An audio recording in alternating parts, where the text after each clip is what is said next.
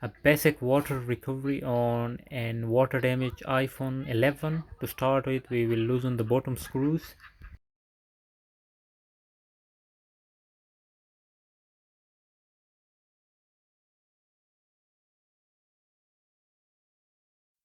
Carefully lift the screen, please. I am sometimes taking breaks in between. That is because I have to serve customers. So yeah, so we will gently take the screen up. Can you see that water strain inside? It's not very heavy water damage, but it is too water damage. So we will just quickly dry some water from the top, and then we will disconnect all main connectors, include LCD screen, Face ID, and battery, and all connectors, cameras, and we will IPA them, dry them before we can on this phone and see whether it's working.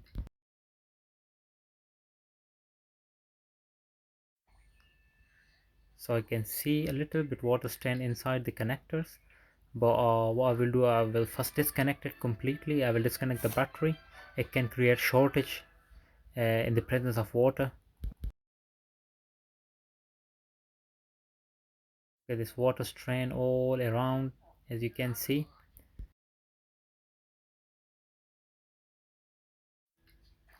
So I've grabbed some IPA, which is 99.9% alcohol, that is which we use normally for water recoveries. I will pour it all on the connectors, on the motherboard, cameras, on the charging port. That is a very basic first step we try. If it's not recovered by this, then I'll have to basically take out all logic board, the motherboard, all parts, and basically IPA them, dry them in a machine, and then we'll put them back if this technique has not worked out. And obviously do your own research before you do anything else or something like this, because it can be performed under the supervision.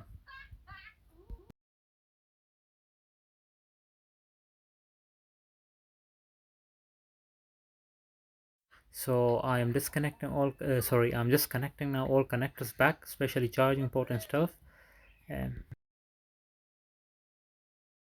now we will dry them up a bit with the heat gun, but obviously you can use a heat pad or a hair dryer, but make sure you not heat a certain area. It can cause damage to the motherboard.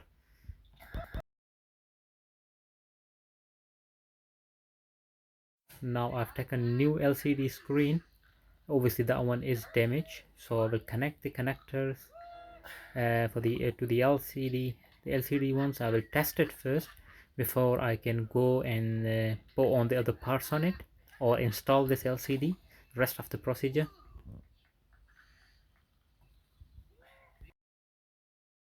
Yeah, as you can see, the phone is getting on, which is a really good sign. So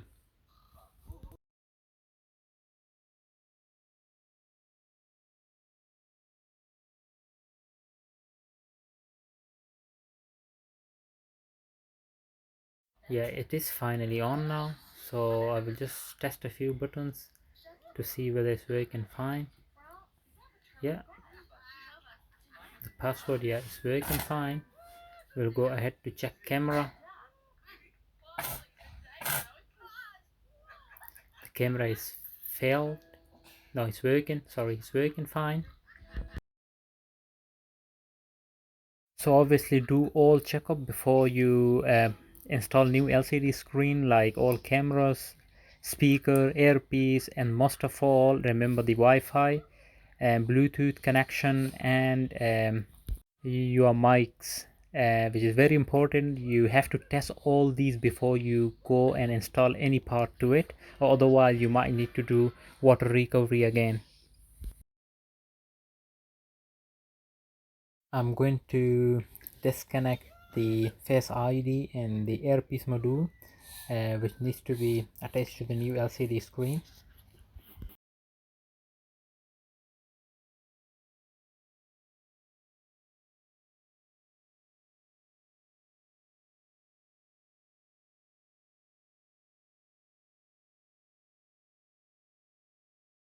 I'm just going to wipe it a bit, wipe dry it, and then you can obviously use the hair dryer or the heat gun to blow dry it fully.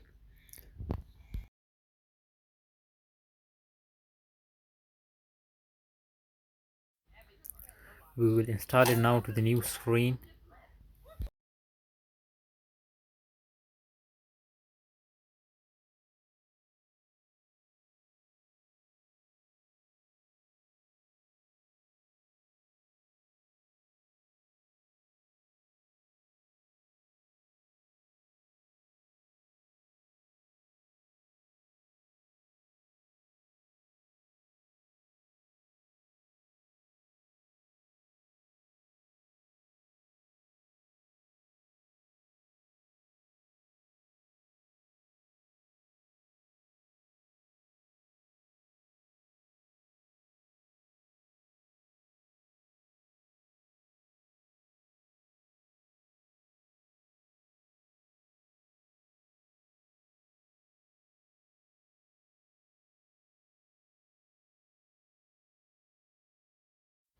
Once this install, we will install the screen to the motherboard and the phone back.